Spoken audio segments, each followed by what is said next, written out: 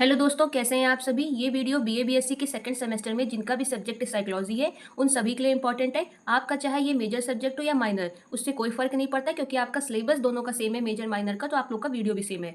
आपके पेपर का नेम है बेसिक रिसर्च और मेथडोलॉजी, और महात्मा गांधी काशी विद्यापीठ यूनिवर्सिटी में कल 5 जुलाई को इसका पेपर भी है। तो आप लोगों के लिए बहुत ही इंपॉर्टेंट है।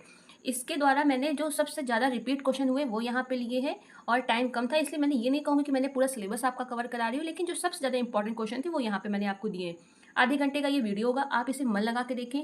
और सबसे अच्छी चीज़ इसमें ये है कि मैंने आपको पहले एग्जाम्पल दे के समझाया, उसके बाद आपको डेफिनेशन दिए ताकि आपको क्वेश्चन समझ आए। अगर आपको नहीं भी समझ आ रहा तो भी 2 मिनट तक तो वीडियो में रहिएगा ही, अब से 2 मिनट तक, फिर देखिएगा कि आपको समझ आ रहा है कि नहीं समझ आ रहा।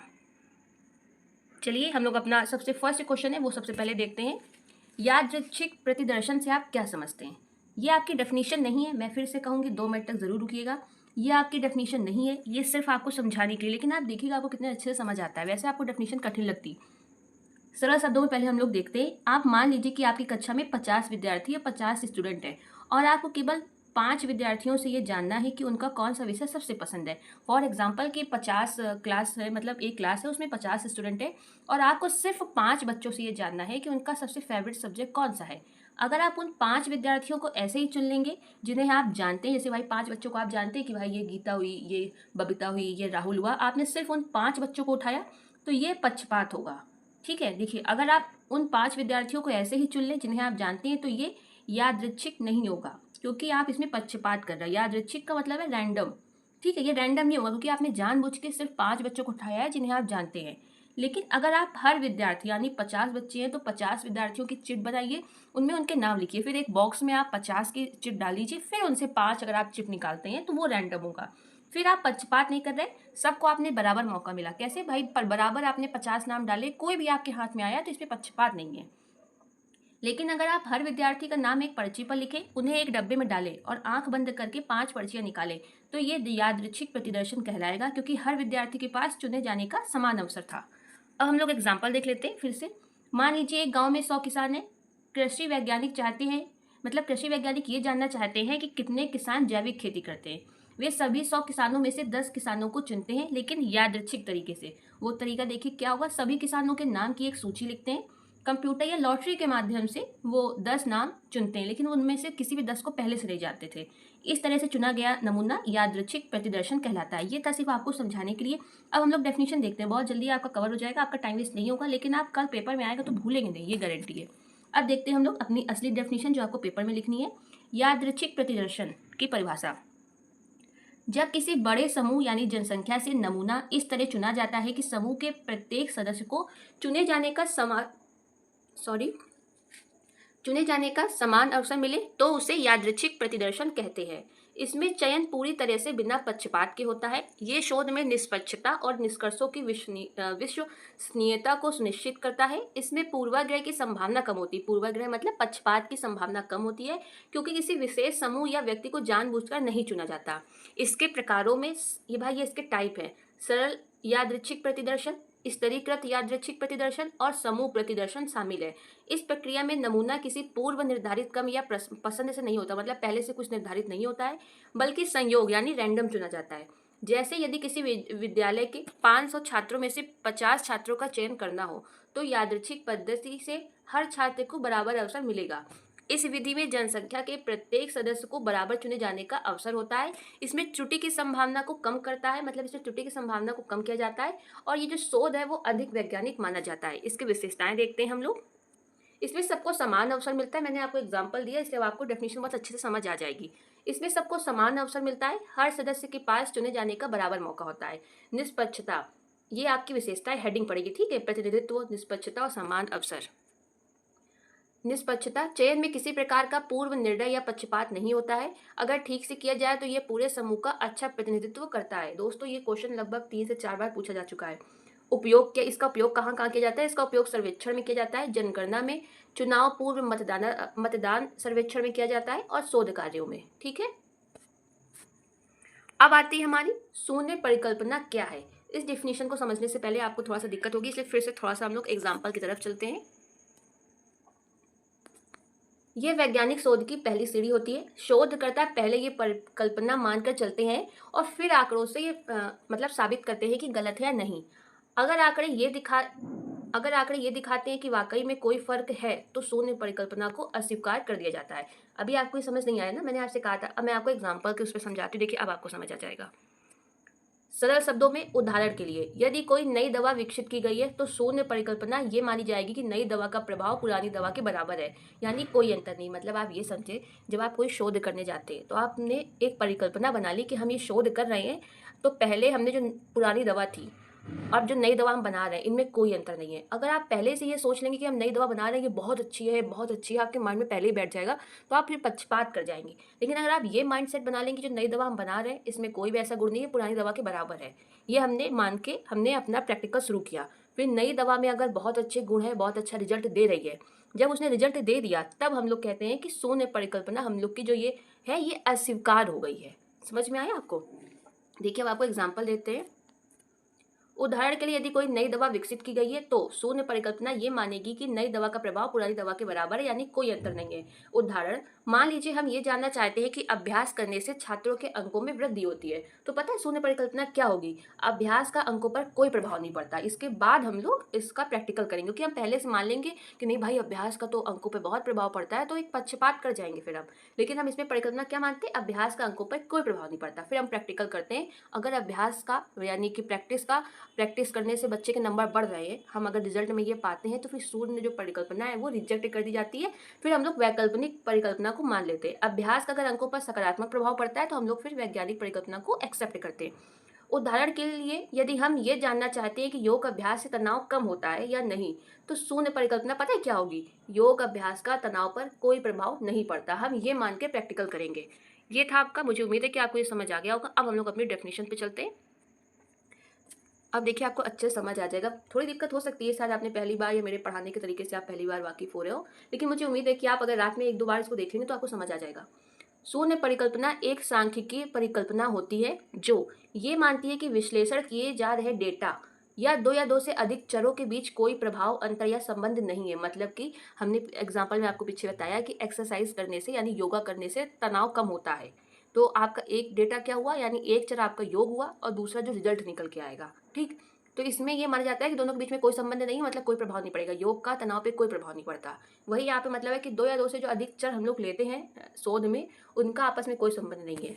इसे सामान्यतः H0 से दर्शाया जाता है। शोध में सबसे पहले शून्य परिकल्पना ही बनाई जाती है। चाहे कोई भी शोध हो, उसमें आप सबसे पहले शून्य परिकल्पना बनाते हैं, ताकि ये जांचा जा सके कि जो अनुमान हम लगा रहे हैं वो सही है या नहीं। जब आप शून्य परिकल्पना बना लेंगे ना कि नहीं भाई इस पर कोई प्रभाव नहीं पड़ता, फिर हम प्रैक्टिकल करते हैं, तो हमें समझ आता है कि अगर हमने एक ही परिकल्पना इसमें बना ही जाती है कि आपको सिर्फ ये करना है कि इसका कोई प्रभाव नहीं होगा, नहीं होगा, फिर इसका रिजल्ट क्या निकलता है, हाँ या ना में, कि जो हमने परिकल्पना बनाई थी वो सही है या गलत। अगर हमारी शून्य परिकल्पना गलत हो जाती है, तो फिर हम लोग वैकल्पिक परिकल्पना को चुनते हैं। ये शोध में निष्पक्षता बनाए रखने का तरीका है। शून्य परिकल्पना शोध में निष्कर्ष निकालने का एक वैज्ञानिक तरीका है, जो यह सुनिश्चित करती है कि निष्कर्ष पूर्वाग्रह के बिना निष्पक्षता के साथ केवल आंकड़ों के आधार पर निकाले जाए। अब इसका एग्जाम्पल है, ये आप देख ले। शून्य परिकल्पना का मतलब है कोई असर नहीं हुआ, ठीक है, मतलब कोई प्रभाव नहीं पड़ता। अगर आप ये जानना चाहते हैं कि जो नई पढ़ाई की तकनीकी है उससे बच्चों के नंबर बढ़ते हैं या नहीं, तो आपको पता है शून्य परिकल्पना क्या होगी? नई तकनीक है उससे बच्चों के नंबर में कोई फर्क नहीं पड़ता। फिर अगर शोध के अंत में यदि सांख्यिकी परीक्षण से पर्याप्त साक्ष्य मिलते हैं, यानी कि अगर आप ये साबित कर ले जाएं कि नहीं भाई नई तकनीकी से प्रभाव पड़ रहा है, तो जो आपने शून्य परिकल्पना बनाई है वो अस्वीकृत यानी कि नहीं एक्सेप्ट होती। फिर आप वैकल्पिक परिकल्पना को एक्सेप्ट करते, स्वीकार करते। ठीक है। अब पूर्वाग्रह का आप अर्थ देख लें कि पूर्वाग्रह का मतलब है क्या। पूर्वाग्रह का अर्थ है किसी व्यक्ति, वस्तु या स्थिति के बारे में हम पहले से एक राय बना लें बिना तथ्यों की पूरी जानकारी प्राप्त किए बिना। तो ये एक प्रकार का पक्षपात होगा। जब तक आप उसके पूरे गुण न जाने, उसके पूरे फैक्ट नहीं जान रहे हो, आप पहले से अपनी एक राय बना लें, माइंडसेट बना लें, तो ये एक पक्षपात होता है। ये नकारात्मक भी हो सकता है और सकारात्मक भी हो सकता है। नेक्स्ट क्वेश्चन है हमारा, मापन के कार्य लिखिए।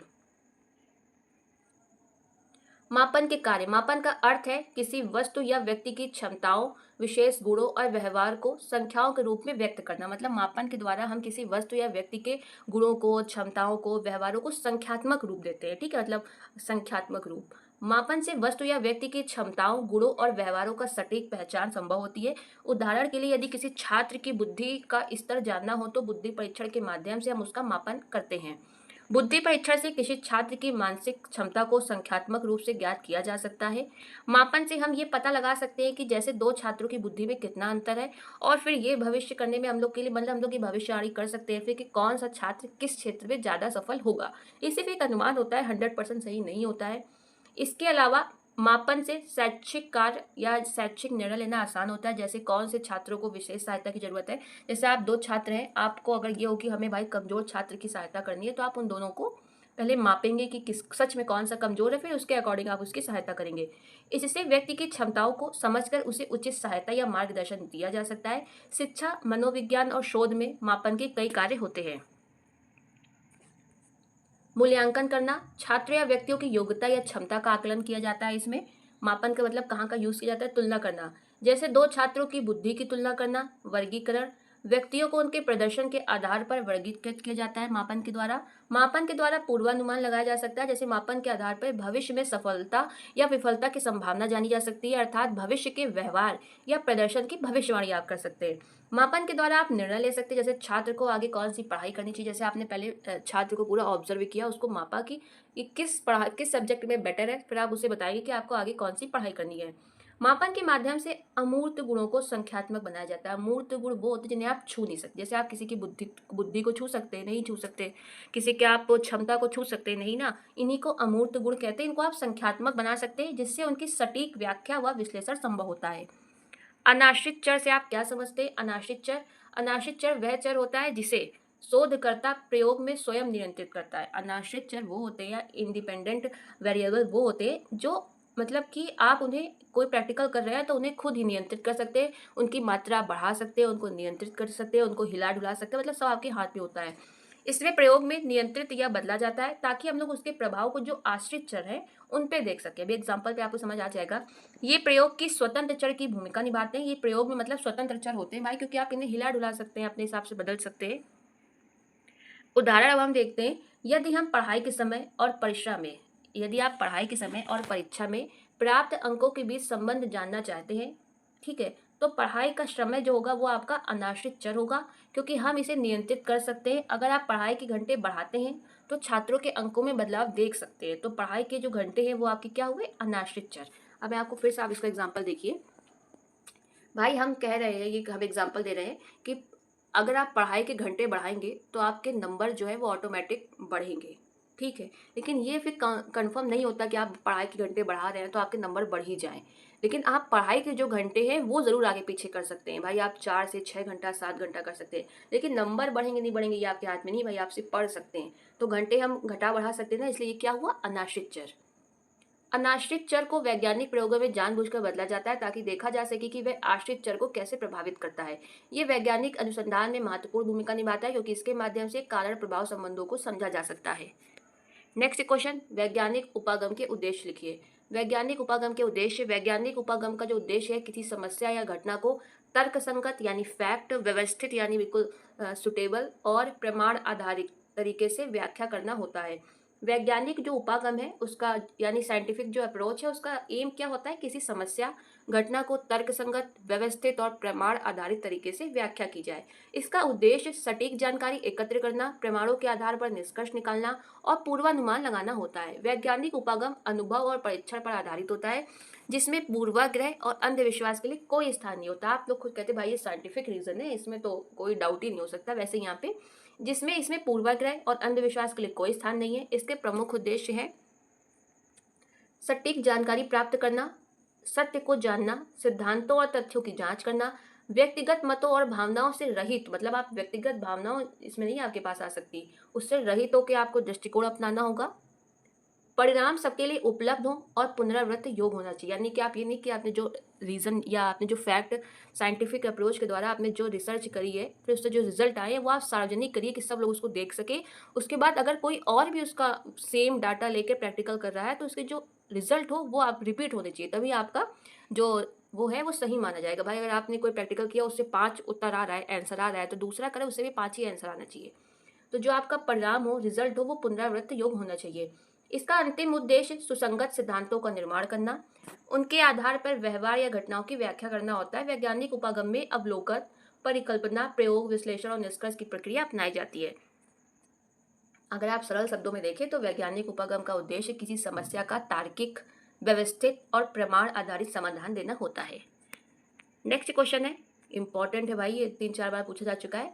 वेसलर का बुद्धि परीक्षण क्या है, संक्षेप में बताइए। वेसलर का बुद्धि परीक्षण एक, देखिए ये थोड़ा समझ कम आ सकता है आपके, रट लीजिए इसको। वेसलर का बुद्धि परीक्षण एक प्रसिद्ध मनोवैज्ञानिक बुद्धि परीक्षण है जो वयस्कों और बच्चों की बुद्धि को मापने के लिए उपयोग होता है। डॉक्टर डेविड वेसलर द्वारा विकसित किया गया था, जो एक व्यापक रूप से उपयोग किया जाने वाला बुद्धि परीक्षण है। ये परीक्षण मौखिक और गैर मौखिक प्रदर्शन दोनों प्रकार की क्षमताओं का मूल्यांकन करता है। इसका उद्देश्य व्यक्ति की सामान्य बुद्धि स्तर को मापना होता है। ये आईक्यू स्कोर प्रदान करता है जो सामान्यतः औसत बुद्धि को 100 मानकर निर्धारित किया जाता है, जिससे व्यक्ति की बौद्धिक क्षमता का पता लगाया जा सकता है। इस तरह से आप जो वेसलर का बुद्धि परीक्षण है, ये दिमाग की क्षमता बताता है, आपकी बुद्धि की सामान्य बुद्धि की क्षमता बताता है।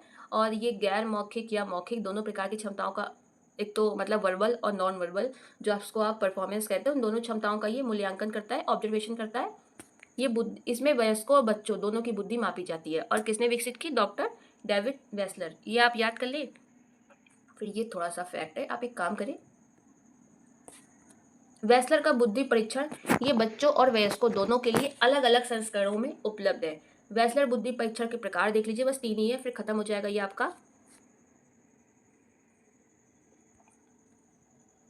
WAIS ये वयस्कों और बड़े किशोरों के लिए डिजाइन किया गया है, ठीक है। फिर आता है आपका WISC, Wechsler intelligence scale for children, ये 6 से 16 साल के बच्चों के लिए डिजाइन किया गया है। फिर आता है आपका WPPSI, ये छोटे बच्चे और जो पूर्व स्कूली, जो स्कूल नहीं जाते, उनके लिए डिजाइन किया गया है। इनका फुल फॉर्म पढ़ लें, अच्छे से पढ़ लें, इंपॉर्टेंट क्वेश्चन है। नेक्स्ट क्वेश्चन है, इसका क्वेश्चन, एक सेकेंड, तो फ्रेंड्स वो दूसरी PDF खुल गई थी। ये हमारा जो नेक्स्ट क्वेश्चन है वो है आत्म प्रतिवेदन अनुसूची, सेल्फ रिपोर्ट इन्वेंट्री से आप क्या समझते हैं। दोस्तों ये क्वेश्चन 3 बार पूछा जा चुका है, पहले आप थोड़ा शॉर्ट में देख लें। ये एक प्रकार की, एक तो सबसे पहले ये प्रश्नावली होती है जिससे व्यक्ति स्वयं भरता है। इसमें व्यक्ति से उसके विचारों, भावनाओं, व्यवहारों के बारे में प्रश्न पूछे जाते हैं। उदाहरण के लिए जैसे चिंता, आत्मविश्वास या व्यक्तित्व के बारे में इसमें सवाल पूछे जाते हैं, ठीक है। ये तो आपको समझाने के लिए था, अब इसकी डेफिनेशन देख लेते हैं। आत्म प्रतिवेदन अनुसूची एक मनोवैज्ञानिक उपकरण है जिसमें व्यक्ति स्वयं अपने विचारों, भावनाओं, व्यवहारों और दृष्टिकोण के बारे में जानकारी देता है। इसमें व्यक्ति प्रश्नों के उत्तर स्वयं देता है। ये अनुसंधान और परीक्षण का एक सरल लेकिन प्रभावशाली तरीका है। इसका प्रमुख लाभ ये है कि ये व्यक्ति की आत्म धारणाओं को जानने में मदद करता है। इसमें बहुविकल्पीय प्रश्न, सही गलत उत्तर नहीं होते, हाँ या ना में जवाब दीजिए या सत्य असत्य में उत्तर दीजिए, या रेटिंग स्केल शामिल हो सकते हैं। इसका उपयोग जो है वो व्यक्तित्व परीक्षण, मनोदशा, अभिरुचि और मानसिक स्वास्थ्य मूल्यांकन में किया जाता है। उदाहरण के लिए MMPI एक प्रसिद्ध आत्म प्रतिवेदन अनुसूची है। इसके माध्यम से शोधकर्ता ये जान सकते हैं कि व्यक्ति खुद को कैसे देखता है या क्या महसूस करता है अपने बारे में। ये विधि सरल है और समय की बचत करती है, लेकिन इसमें एक चीज़ बहुत ज़रूरी है कि जब आप व्यक्ति से हाँ ना में उत्तर ले रहे हो तो उस व्यक्ति को आत्म जागरूकता की आवश्यकता होती है, उसको खुद भी अपने बारे में पता हो। कुछ लोग तो होते हैं अपने बिहेवियर को खुद ही नहीं समझ पाते कि हमें क्या चाहिए क्या नहीं चाहिए। तो अगर व्यक्ति ऐसा है तो फिर वो कभी कभी गलत जानकारी आपको दे देगा। अर्थात ये उत्तर देने वाले की ईमानदारी पर भी निर्भर करता है, उसके आत्मज्ञान पर निर्भर होती है। इसलिए इसे सावधानीपूर्वक विश्लेषित करना आवश्यक होता है, ठीक है। अब नेक्स्ट हमारा क्वेश्चन है मनोवैज्ञानिक परीक्षणों के उपयोग को संक्षेप में बताइए। मनोवैज्ञानिक परीक्षणों के उपयोग, मनोवैज्ञानिक परीक्षण व्यक्ति की मानसिक क्षमताओं, व्यवहार और व्यक्तित्व का आकलन करने के लिए प्रयोग किए जाते हैं। जो मनोवैज्ञानिक परीक्षण होते हैं वो व्यक्ति के मानसिक क्षमताओं को, व्यवहार को, व्यक्तित्व का आकलन करने के लिए उपयोग किया जाता है। ये शिक्षा, चिकित्सा, संगठनात्मक और परामर्श क्षेत्रों में प्रयोग होता है। इसके प्रमुख उपयोग निम्नलिखित हैं। ये इसके रहे उपयोग। शैक्षिक क्षेत्र में इसका क्या उपयोग किया जाता है मनोवैज्ञानिक परीक्षण का, तो इनका उपयोग छात्रों की बुद्धि, सीखने की उनकी जो कैपेसिटी है, उनका इंटरेस्ट, अभिरुचि आदि का मूल्यांकन करने में होता है। क्लिनिकल मनोवैज्ञानिक क्षेत्र में यानी साइकोलॉजी में मानसिक रोगों की पहचान करने में होता है। चिकित्सा योजना बनाने एवं उपचार में ये सहायक होते हैं। क्या? आपका मनोवैज्ञानिक परीक्षण। चयन और परामर्श, नौकरी और सैन्य या अन्य पेशेवर क्षेत्रों में उपयुक्त कर्मचारी का चयन करने, उन्हें प्रशिक्षण देने, नेतृत्व क्षमता की पहचान करने में इनका उपयोग किया जाता है। स्व-विकास, व्यक्ति को स्वयं की क्षमता और सीमाओं को समझने में भी मनोवैज्ञानिक यानी आप कह सकते हैं साइकोलॉजिकल टेस्ट लिए जाते हैं। अनुसंधान में इसका उपयोग बहुत ज़्यादा होता है जानकारी को इकट्ठा करने के लिए, इन्फॉर्मेशन को इकट्ठा करने के लिए। मनोवैज्ञानिक परीक्षण व्यक्ति के समग्र मूल्यांकन के लिए एक सटीक और उपयोगी उपकरण है। ये परीक्षण वैज्ञानिक, विश्वसनीय और वस्तुनिष्ठ होते हैं, जिससे सही निर्णय लिए जा सकते हैं। हमारा जो अगला क्वेश्चन है वो है, स्तंभाकार रेखा चित्र की व्याख्या कीजिए। ये भी आपका रटने वाला क्वेश्चन है, क्योंकि इसका बहुत लंबा अगर मैं समझाती, बहुत इसका चित्र बनाती, रट लीजिए, बस छोटा सा ही है। देखिए थोड़ा समझ आ जाएगा, इतना कठिन भी नहीं है, लेकिन पूछा बहुत बार गया है। स्तंभाकार रेखा चित्र एक प्रकार का सांख्यिकीय चित्रात्मक विधि है। स्तंभाकार रेखा चित्र एक प्रकार का सांख्यिकीय चित्रात्मक विधि है जो आंकड़ों के वितरण को दर्शाता है। ठीक है, ये कैसी चित्रात्मक विधि है? सांख्यिकीय। क्या करता है? आंकड़ों के जो आंकड़े होते हैं उनके वितरण को दर्शाता है। इसमें क्षैतिज जो अक्ष होता है आपका एक्स अक्ष, उसमें वर्गांतर यानी कि जो वर्ग सीमाएं हैं वो दिखाई जाती हैं। फिर आपका जो ऊर्ध्वाधर अक्ष होता है, यानी जो आप इसको वाई अक्ष कहते हैं, उसमें आपकी आवृत्तियां दिखाई जाती हैं। प्रत्येक वर्गांतर को दर्शाने वाला स्तंभ जो है, ठीक है, उसकी आवृत्ति के अनुपात में ऊंचा होता है। आपका जो हिस्टोग्राम है मुख्य रूप से निरंतर आंकड़ों के लिए उपयोग होता है, जैसे छात्रों के अंकों का वितरण, आयु वर्ग और ऊंचाई आदि में। इसमें स्तंभ एक दूसरे से जुड़े होते हैं, जिससे वितरण की निरंतरता दिखाई देती है। ये डेटा की रूपरेखा को समझने और वितरण की प्रवृत्तियों को पहचानने में मदद करता है। ये एक ग्राफिक विधि है, संख्यात्मक आंकड़ों को दिखाने की, प्रस्तुत करने के लिए बहुत ही यूजफुल होती है। इसके लिए थोड़ी सी विशेषताएं देख लीजिए, आप रट लीजिएगा। सभी स्तंभ इसके एक दूसरे से जुड़े होते हैं। स्तंभों की जो ऊंचाई आवृत्ति को दर्शाती है। ये डाटा के वितरण को समझने में मदद करता है। उदाहरण, परीक्षा के अंकों का वितरण जैसे। नेक्स्ट क्वेश्चन और लास्ट क्वेश्चन है आपका, मापनीय से आप क्या समझते हैं? उसके प्रमुख प्रकारों को समझाइए। मापनीय वे तरीके हैं जिनके माध्यम से किसी गुण या व्यवहार को संख्यात्मक रूप में मापा जा सकता है। इसमें जो आपके गुण है, व्यवहार है, उनको आप संख्यात्मक रूप में माप सकते हैं। मनोवैज्ञानिक, मनोविज्ञान और शोध में 4 प्रकार की मापनियां होती हैं। नाम मात्र मापनी, क्रम मापनी, अंतराल मापनी, अनुपात मापनी। जो नाम मात्र की मापनी होती है उसमें वर्गीकरण सिर्फ किया जाता है लिंग का, जैसे फॉर एग्जांपल लिंग, पुरुष महिला का वर्गीकरण। फिर जो क्रम मापनी होती है इसमें रैंक या क्रम बताने हेतु किया जाता है, जैसे फर्स्ट, दूसरा, तीसरा, इस टाइप का। अंतराल मापनी, 2 मापनों के बीच में इसमें आपको अंतर बताना है। जो आपको 2 मान दे दिए गए, फिर उनके बीच आपको अंतर बताना होता है। एग्जाम्पल, जैसे आपको 2 टेम्परेचर दे दिए, इसके बीच में आपको अंतर बताने के लिए किया जाता है। अनुपात मापनी, इसमें आप अनुपात है तो इसमें आपका जो निकल के रिजल्ट आ सकता है वो शून्य बिंदु होता है। मतलब शून्य बिंदु हो सकता है, जैसे लंबाई या वजन, 2 लोग की लंबाई तो बराबर हो सकती है ना, वजन भी बराबर हो सकता है ना, तो इसमें शून्य बिंदु हो सकता है। ठीक है, इन मापनियों के माध्यम से आंकड़ों का विश्लेषण किया जाता है और निष्कर्ष निकाले जाते हैं। इनका प्रयोग मनोवैज्ञानिक परीक्षणों और शोध कार्यों में अत्यंत महत्वपूर्ण है। दोस्तों, ये थे आपके इंपॉर्टेंट क्वेश्चन। मैंने इसलिए अभी कम बनाए हैं कि आपके पास टाइम कम है, आप रिवीजन कर लीजिए। 4-5 क्वेश्चन और है, जैसे चर और आंकड़ों से आप क्या समझते हैं, इस टाइप के सह संबंध के प्रकार। अभी आप इतना पढ़ें, इसलिए कम टाइप हो पाया है मेरे पास, इसलिए मुझे लगा जितना भी हुआ मैं आपको दे दूं, आप इतना पढ़ लें। ये इंपॉर्टेंट क्वेश्चन है, बस ये मैंने देखिए पूरा सिलेबस नहीं कवर आपका हो रहा है, लेकिन आप ये मानिए रिपीट क्वेश्चन वाले हैं, जो बहुत बार रिपीट हुए हैं, 3-4 बार, वो मैंने आपको यहाँ दे दिए। 4-5 क्वेश्चन अभी और बचे। अगर मुझसे वो टाइप हो जाएंगे तो मैं सुबह 4 या 5 बजे तक वो वीडियो डाल दूंगी, तो आप देख लीजिएगा, आपका मन हो तो। कोई भी क्वेरी कमेंट करें, रिप्लाई मैं डेफिनेटली करती हूँ। वीडियो देखने के लिए धन्यवाद।